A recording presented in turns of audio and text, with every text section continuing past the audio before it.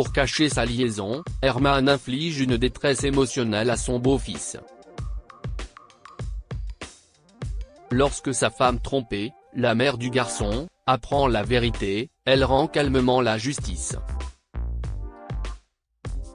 Les douces mélodies de Billie Holiday résonnaient dans la pièce, la voix sulfureuse tissant son chemin autour des deux figures enchevêtrées sur le canapé blanc. Des moments comme celui-ci avaient été volés, furtivement et passionnément, par un homme d'une trentaine d'années et la jeune femme qui était devenue sa maîtresse. Leur intimité était un secret délicat, une histoire interdite, une évasion fugace du monde mondain au-delà des murs du salon faiblement éclairé. Si est-il tellement vilain de notre part, souffla la jeune femme à l'oreille de l'homme. Et si ta femme rentre plus tôt ? Ma femme n'est pas rentrée plus tôt depuis au moins 1 an, insista l'homme, Herman. Nous avons toute la matinée pour nous seuls. Toute la matinée, répéta la femme. Dans ce cas, mieux vaut en profiter au maximum, monsieur l'amoureux. Embrasse-moi comme tu le voulais. Ce n'est pas seulement ce que je vais te faire. Attends un peu, dit Herman en retirant son pull et en le jetant imprudemment par terre. Il se pencha, ses lèvres frôlant le lobe de l'oreille de la jeune femme. Elle s'appelait Jézabel, et la complexité d'être l'autre femme ne lui était pas étrangère. Ils se sont perdus dans le feu de l'action, oubliant le monde, lorsque le grincement soudain d'une porte qui s'ouvre les a interrompus. Herman et Jézabel ont échangé des regards frénétiques, les yeux écarquillés, en entendant la porte d'entrée s'ouvrir. La peur et la panique s'emparèrent de leur cœur. La femme d'Herman n'était pas censée être de retour avant plusieurs heures, mais était-elle revenue plus tôt que prévu ? Le couple s'est figé, pris dans un moment d'effroi, leur cœur battant à l'unisson. Qui est-ce ? Chuchota Jézabel. Ça ne peut pas être ma femme, plaida presque Herman. Elle m'a dit avec certitude qu'elle travaillait tard ce soir. Vite, va. Avant qu'il n'ait pu terminer sa phrase, la porte d'entrée s'est refermée avec fracas, faisant bondir Herman sur ses pieds, paniqué. Il se retourna pour faire face à la musique. Ça y est, enfin pris en flagrant délit. Plus rien à faire, pensa-t-il. Une jeune voix a rompu la tension. Herman ? Tu es là ? Les pas se rapprochèrent, résonnant dans le couloir. L'esprit d'Herman s'emballa, cherchant une explication plausible à la présence de sa maîtresse dans la maison. La panique et le désespoir s'emparèrent de lui. Un jeune garçon est entré dans le salon, son sac à dos d'écolier en bandoulière. Ses yeux s'écarquillèrent lorsqu'il a aperçu la femme inconnue qui se tenait là. À ce moment-là, le garçon n'avait aucune idée des ennuis dans lesquels il se trouvait. « Qu'est-ce ce que tu fais à la maison, Jake ?» demanda Herman avec colère. Ils nous ont fait rentrer plus tôt à cause d'une frayeur, a expliqué Jake. Il pensait qu'il y avait quelqu'un avec une arme à l'école. Herman, qui est cette dame ? demanda Jake en regardant Jézabel. Herman a nié la présence de Jézabel. Jake, tu dois voir des choses. Mais je vois une dame juste là, a insisté Jake.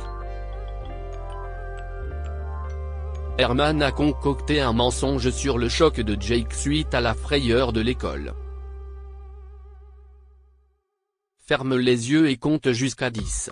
Si tu ne vois pas le fantôme, il ne peut pas te voir. Et tu vois, il disparaîtra si tu fais ça. Jézabel disparut dans la chambre à coucher pendant que Jake comptait docilement. Lorsqu'il ouvrit les yeux, la femme n'était plus là. Je l'ai fait disparaître ? s'exclama Jake. tu t'es débarrassé du fantôme. Tu es un jeune homme courageux, assura Herman. Après avoir amadoué Jake pour qu'il garde sa rencontre secrète, Herman lui a accordé un temps illimité devant l'écran.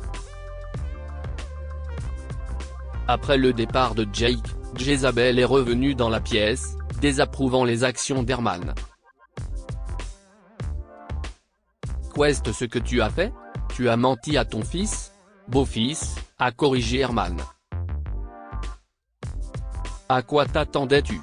Lui parler de nous? Admettre notre liaison? Je ferai tout ce qu'il faut pour que nous restions ensemble. Jezabel soupira. D'accord, si est cool, dit-elle. C'était -1, quand même, dit Herman. On reviendra à ce qu'on faisait une autre fois. Oui, a-t-elle accepté, en lui faisant la bise pour lui dire au revoir. À plus tard, monsieur l'amoureux, a-t-elle ajouté de manière séduisante. Grace, la femme d'Herman, est rentrée à la maison après le coucher du soleil. La tension est apparue lors du dîner pendant qu'il mangeait. Jake saisit l'occasion de partager sa journée particulière. Maman, commença-t-il, nous avons quitté l'école plus tôt aujourd'hui parce qu'il pensait qu'il y avait quelqu'un avec une arme à l'école.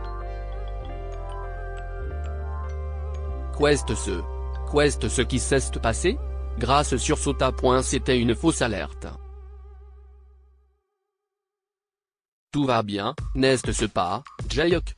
S'est interposé Herman. Je vais bien, dit Jake. Mais quand je suis rentré à la maison, j'ai vu un fantôme. Un fantôme? A demandé Grace, inquiète. Si est juste son imagination, intervint Herman en dissimulant sa panique. Un stress post-traumatique dû à la frayeur à l'école. Ignorant Herman, Grace se concentra sur Jake. À quoi ressemblait le fantôme? C'était une dame avec de grands cheveux crépus, expliqua Jake. Une dame? A répété Grace en regardant Herman. Herman a ri nerveusement. Il doit être en état de choc. Va regarder des dessins animés, a-t-il dit à Jake. Après le départ de Jake, Herman s'est penché pour essayer d'apaiser Grace. La tension s'est maintenue. Je vais appeler l'école et obtenir pour Jake un rendez-vous avec le psychologue, a dit Grace. Maintenant que tu ne travailles plus, tu peux l'emmener au rendez-vous. Herman a failli crier, j'essaie de trouver un emploi. Je sais. Mais. Pourquoi pas passer moins de temps au mois dîner où tu te rends souvent et aider davantage Jake, a suggéré Grace avec raideur. Herman n'a pas dit grand-chose, promettant de l'aider avec son fils. Après le dîner, Grace décida de parler à Jake. Par le conseiller à l'école. Cela pourrait aider à comprendre ce qui se passe, chérie, d'accord? D'accord, maman, dit Jake avec douceur et souhaita une bonne nuit à Herman et Grace. Le cœur d'Herman sombra dans le regret, réalisant que sa liaison secrète avec Jezabel était en train de s'effilocher. Il avait espéré pouvoir gérer cette affaire, mais elle s'avérait plus compliquée que prévu. Alors qu'ils sont assis dans le salon, les yeux de Grace se posèrent sur ceux d'Herman. Si est mieux que nous l'emmenions voir un médecin. Le bien-être de mon garçon est en jeu. Ils se sont disputés, et Herman a encore dit que ce n'était pas nécessaire, mais la détermination de Grace l'a emporté. Je vais prendre rendez-vous avec le psychologue pour Jake. Et je l'y emmènerai moi-même. Dans le cabinet du Dr Warren, adapté aux enfants, l'anxiété de Jake était palpable. Ses petites mains s'agrippaient à la chaise sur laquelle il était assis. Le docteur Warren l'a accueilli chaleureusement. « Parlons de ce qui s'est passé, Jake. » Jake hésita, se rappelant l'incident effrayant qui l'a amené ici et le tour d'Herman avec les fantômes. Herman a dit que si je fermais les yeux, le fantôme disparaîtrait. Le docteur Warren se tourna vers Grace. Quel tour Herman t'a-t-il montré? Quel fantôme? Grace a expliqué le rôle d'Herman dans leur vie, qu'il était son deuxième mari, et Jake a continué. Herman a dit que quand je ferme les yeux, le fantôme ne peut pas me voir, alors il s'en va. Le docteur Warren s'adressa doucement à Jake. Fermer les yeux ne fera pas disparaître les choses dangereuses. Il est important de parler à quelqu'un en qui tu as confiance. Jake a acquiescé, partageant sa peur de voir le fantôme briser sa famille. J'ai vu une dame. J'ai peur que cette dame pousse Herman à quitter maman. Le docteur Warren a regardé Grace. Je vais recommander des visites régulières pour aider Jake à mieux comprendre ses sentiments. Jake, ajouta-t-il en se tournant vers le garçon, peux-tu nous excuser? Ta mère sortira dans une minute. Je veux prendre rendez-vous pour ta prochaine visite avec elle. Jake a acquiescé et a quitté la pièce. J'ai divorcé du père de Jake parce qu'il était infidèle. Il avait une liaison, dit Grace au docteur Warren. L'homme a hoché la tête. Je pense que ce qui se passe avec Jake est un cas classique d'identification projective kleinienne, a-t-il dit. Est-ce que si est grave? Que pouvons-nous faire? A demandé Grace, inquiète pour son petit garçon. Ne vous inquiétez pas, l'a rassuré le docteur Warren. Si est juste une théorie en psychologie de l'enfant basée sur les travaux de Mélanie Klein. L'identification projective implique qu'un enfant projette ses sentiments sur une autre personne ou sur le monde extérieur, souvent avec l'intention de faire vivre à l'autre personne ce que le projecteur ressent, ce qui provoque un comportement délirant, comme celui de Jake. Nous pouvons nous en occuper. Je veux juste ce qu'il y a de mieux pour Jake, dit Grace avec inquiétude. Si vous pensez pouvoir l'aider, alors nous ferons tout ce qu'il faut. J'aimerais travailler avec Jake, a poursuivi le docteur Warren. Il pourrait avoir besoin de conseils et de médicaments. Je suis là pour vous soutenir tous les deux. Grace a informé Herman du diagnostic du docteur Warren pendant le dîner. Comment l'a-t-il appelé? Demanda Herman. Quelque chose à propos de la projection des peurs sur le monde extérieur, a dit Grace. Est-ce que si est un problème grave? Demanda Herman. Oui, d'après le docteur Warren. Jake pourrait avoir besoin de médicaments, a répondu Grace. Herman a baissé la tête et s'est concentré sur son repas. Quelque chose ne va pas? Lui a demandé Grace. Non, rien d'anormal, a dit Herman sans conviction. Je réfléchis juste. Je prends l'après-midi de demain et j'emmène Jake déjeuner. Je pense qu'il serait bon que lui et moi passions un peu de temps ensemble. Peut-être qu'il s'ouvrira à propos de ce qui le préoccupe. D'accord, acquiesça Herman nerveusement. Au mois dîner, Grace et Jake ont discuté du menu. Soudain, Jake a fermé les yeux, affirmant voir le fantôme de leur salon. Le fantôme? Tu es sûr, chérie? A demandé Grace, inquiète et préoccupée. Jake a pointé du doigt la serveuse aux cheveux crépus, Jezabel. Grace s'est approchée d'elle, s'enquérant de toute expérience inhabituelle au restaurant. mais Jezabel a nié toute apparition fantomatique. Grace, méfiante, insista, si est juste que parfois les enfants perçoivent des choses, vous savez, des vibrations étranges ou des événements inhabituels. Ça me rassurerait de savoir s'il y a quelque chose d'inhabituel dans cet endroit.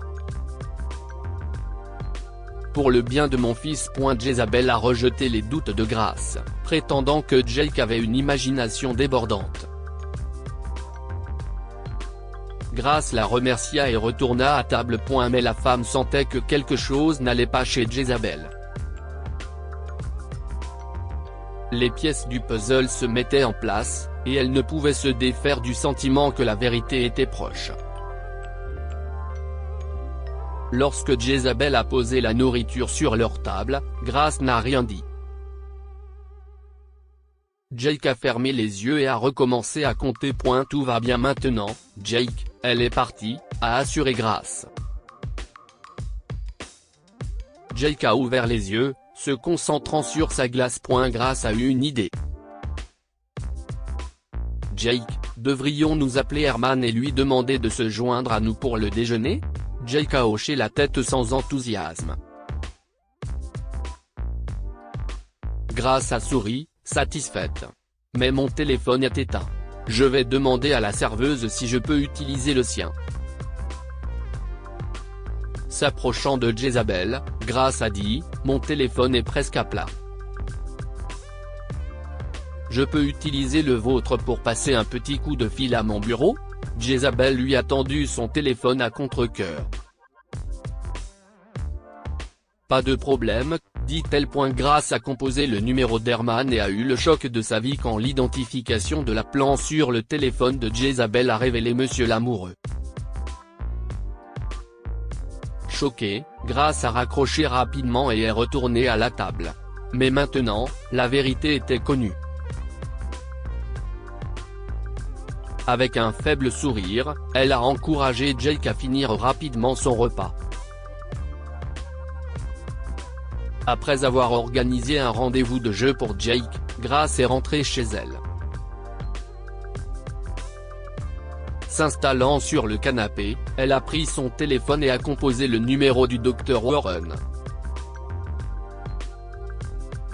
Si est Grace. J'ai besoin de vos conseils et de votre soutien. Grace a raconté les événements, révélant son plan pour retirer les affaires d'Herman. Le Dr Warren l'a soutenu dans sa décision. Bientôt, les déménageurs sont arrivés, emballant les affaires d'Herman.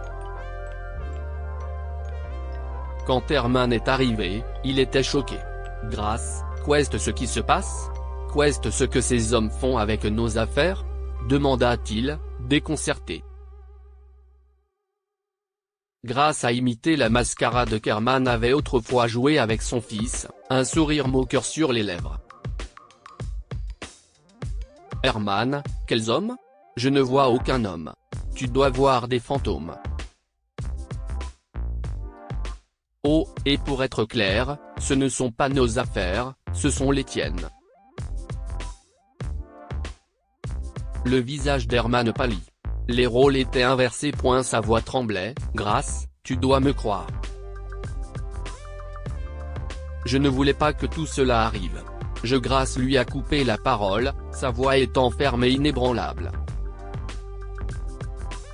Herman, il n'y a pas de place pour les excuses. Le temps des mensonges et de l'infidélité est révolu. Tu sais ce que tu es pour moi maintenant? Un fantôme. Les yeux d'Herman se tordirent de regret, mais la détermination de Grace tint bon. Elle lui a expliqué que tous ses objets personnels allaient être transférés dans un entrepôt, signalant ainsi la fin de leur vie commune. J'ai également consulté le Dr Warren, et nous avons engagé des poursuites pénales pour violence psychologique. La police sera bientôt là. Bientôt, 2 officiers sont arrivés, leurs badges scintillants. Ils ont informé Herman de ses droits et l'ont emmené. Justice a été rendue. Grace, se sentant justifiée, se tourna vers la porte, ferma les yeux et compta jusqu'à 10, sa façon à elle de faire disparaître le fantôme d'Herman. En ouvrant les yeux, elle a vu Jake, qui a couru vers elle et l'a prise dans ses bras. Grace le serra contre elle. Le chemin à parcourir était incertain, mais ils étaient unis, et ils feraient face à tous les défis qui les attendaient avec courage et amour. Dites-nous ce que vous pensez de cette histoire et partagez-la avec vos amis. Elle pourrait égayer leur journée et les inspirer.